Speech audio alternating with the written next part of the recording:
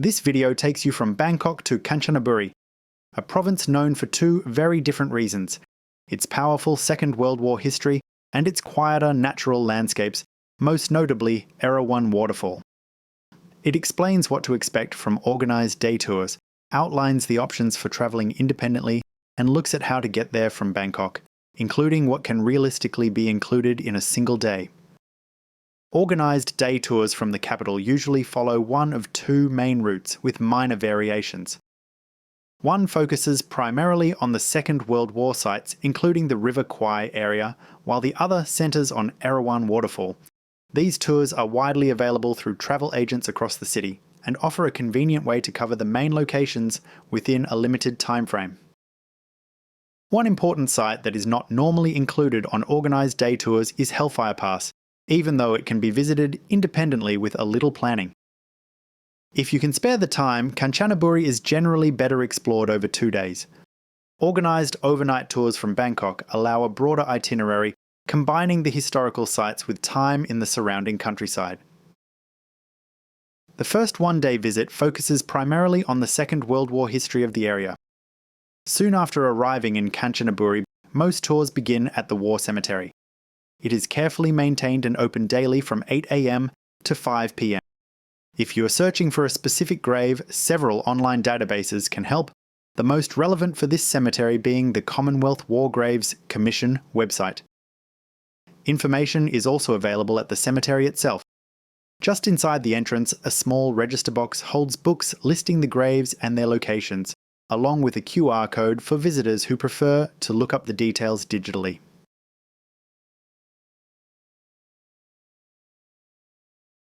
Organised tours sometimes continue to the Death Railway Museum, which stands directly across the road from the cemetery. The Death War Museum is another stop included on many itineraries. Reconstructed huts and display boards there aim to show what conditions were like for prisoners working on the railway. Some visitors find this presentation more immediate and emotional, while others feel it offers less historical depth than the Death Railway Museum. A few itineraries also include a brief stop at the Kanchanaburi Skywalk, which provides elevated views over the river below. The bridge over the River Kwai is the most recognisable landmark in Kanchanaburi. It was built during the Second World War as part of the Thai-Burma Railway, often referred to as the Death Railway. Visitors can walk across the bridge, cross it by train, watch trains pass at close range, and explore the riverside area nearby. Trains stop at River Kwai station, located at one end of the bridge, before continuing west across the river. This is where most visitors choose to board. If you have a choice of seating, the left-hand side usually offers better views. As the train pulls away, it moves slowly across the bridge, passing groups of visitors who stand to the side as it approaches. The pace is unhurried, and for many people this short stretch of railway leaves a lasting impression. If you have visited the train market at Samut Songkram, this river is the same that flows behind the station there. After the bridge, the scenery begins to change. Soon, the line follows the Kwai Noi River on the left, a different river from the one crossed at the bridge. It then continues through mostly farmland, stopping at a series of small local stations. Gradually, open fields give way to thicker vegetation as the train approaches Tham Krasae station. Here the track clings to the cliff above the river, forming one of the most photographed sections of the entire railway. Tham Krasae is where most visitors leave the train. From here, you can explore the small cave beside the tracks, walk carefully along sections of the railway, and take time to enjoy the river views below. Many organised tours pause here for lunch at one of the nearby riverside restaurants. After lunch, most tours continue to Sayok Noi Waterfall for a short visit. From there, it is usually a direct return journey to Bangkok, arriving in the early evening. If you are travelling independently, the most straightforward option from Bangkok is the bus. Services leave from either Mo Chit New Van Terminal in the north of the city or the Southern Bus Terminal, known to most taxi drivers as Sai Tai Mai. An early start works well. A 6 a.m. departure will usually get you into Kanchanaburi before 8:30 a.m., giving you a full day to explore. If you are planning to return the same day, it is worth buying your return ticket as soon as you arrive. Buses back to Bangkok typically run until around 7 p.m. Tickets clearly show the date, departure time, and seat number. Some return services stop in the Pink Lao area of Bangkok, near central Pink Lao, before continuing to the southern bus terminal. This can be convenient if you are staying near Khao San Road. From the Kanchanaburi bus terminal, you can take a Songtel or local taxi into town. These are not the metered taxis you may be used to in Bangkok, but they are practical and well suited to short journeys. Close to the main war cemetery is a smaller, lesser visited cemetery dedicated to Tamil, Chinese, and other Asian forced labourers. It is often overlooked, but worth a brief visit if time allows.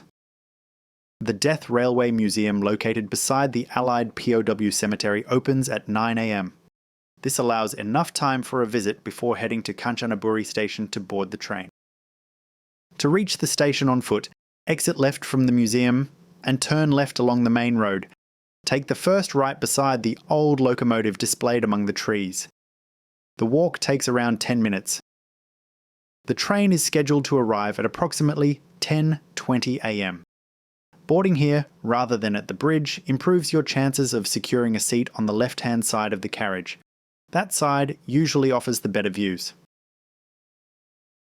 Choosing to board at Kanchanaburi station does mean postponing a visit to the bridge. However, provided there are no significant delays, you will still have time to see it later in the day. If you are staying overnight or planning a second visit, it can easily be included then. It is also worth remembering that this same train begins its journey earlier in the morning at Thonburi station in Bangkok. It departs at around 7:45 a.m. If you choose to board there, the character of the trip changes. The train gradually leaves the city behind and passes through much of the countryside west of Bangkok that the bus journey would largely bypass. This creates a slower and more scenic experience. The trade-off is less time in Kanchanaburi, so this option works best if you are planning to stay overnight. When the train reaches Tham Krasae station, most passengers disembark. If, however, you plan to visit Hellfire Pass, Lower Cave, or Sai Yok Noi Waterfall, remain on the train to Nam Tok station, the end of the line. Beyond Tham Krasae, the railway continues with more open river views, and with noticeably fewer passengers, there is more space to enjoy the journey. At Nam Tok station, Songtars wait to take visitors to nearby sites. Sai Yok Noi Waterfall is only around 5 minutes away, and steps from the road lead up towards the falls. Near the base of the steps, you'll find a small tourist information counter where staff can direct you to the Song Tayus that continue on to Hellfire Pass or Lower Cave. There is also another information point closer to the waterfall. The drive to Hellfire Pass takes around 20 minutes. A typical stop lasts about an hour, and the driver will wait while you visit. Standard Songthaew prices are posted locally, covering one-way and return journeys to nearby destinations. If you plan to combine Hellfire Pass with Lower Cave or a return visit to Tham Krasae, it is often possible to agree a price in advance and keep the same driver. Hellfire Pass is a deep cutting through solid rock. It was carved during the Second World War, when prisoners were forced to construct this section of the railway largely by hand. The name comes from accounts of exhausted men working by torchlight at night, their shadows cast against the rock walls in scenes that survivors later described as resembling hell. More than 100,000 people died during the construction of the railway. The vast majority were Asian civilian labourers recruited under false promises of paid work. At the site, a small museum is open daily from 9 a.m. to 4 p.m. Rather than traditional display cases, it presents personal testimonies, photographs, and filmed recollections, particularly from Australian former prisoners of war. The presentation is measured and restrained and works effectively alongside the site itself. From the museum, steps lead down to the former railway line. Turning right, a walk of around 700 metres takes you into the cutting.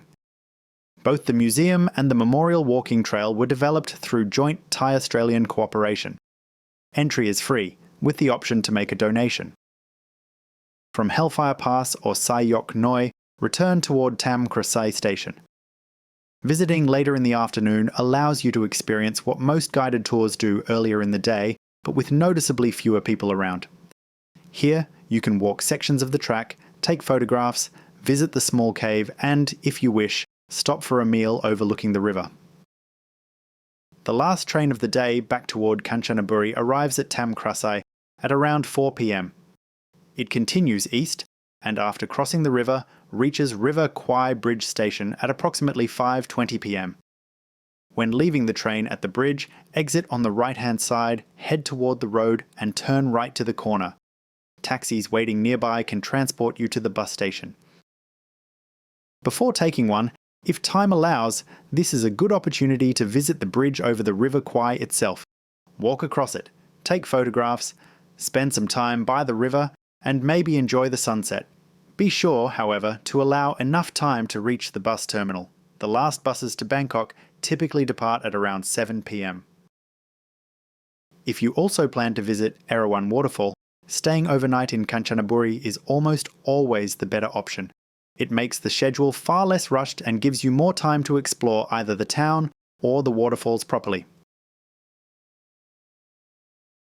The second one-day option focuses on Erawan Waterfall. This tour is generally less popular than the Death Railway excursion. Some guided tours from Bangkok include additional activities such as elephant-related stops, though these often depend on demand and the specific operator. A visit to the bridge over the River Kwai is usually included, but not always, so it is worth checking the itinerary carefully if that matters to you. The waterfall is often more impressive in person than many promotional images suggest. It has 7 levels with pale green pools where visitors can swim. You do not need to reach all 7 to enjoy the park, even the lower tiers give a clear sense of the setting. The walk to the 3rd level is straightforward and already provides a good sense of the waterfall. Many visitors continue on to the 4th and 5th levels without significant difficulty. The trail is not technical, but it climbs steadily, and the rock-cut steps can be uneven in places. It is best to take your time and decide as you go how far you want to continue. The route to the 6th and 7th levels becomes slightly more demanding.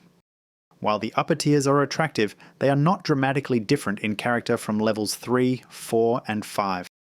The descent is easier, though by then you may be more tired, so care is still required. Reaching the top level typically takes around 90 to 100 minutes, depending on pace and how often you stop. Allow roughly an hour for the return walk. You may encounter monkeys along the trail. The pale green pools at Erawan are created by mineral-rich water flowing over limestone. Minerals such as calcium carbonate reflect the sunlight, giving the water its distinctive blue-green colour. Because the water is exceptionally clear, these tones are especially vivid in the calmer pools. Many visitors choose to swim. Life jackets are mandatory and can be hired for a small fee near the start of the trail close to the lower levels of the waterfall.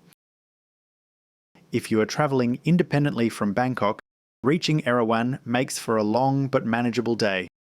The bus to Kanchanaburi takes around 2.5 hours, followed by another 90 minutes from Kanchanaburi to the falls. It is a full schedule and the climb requires some effort, but most people find it worthwhile.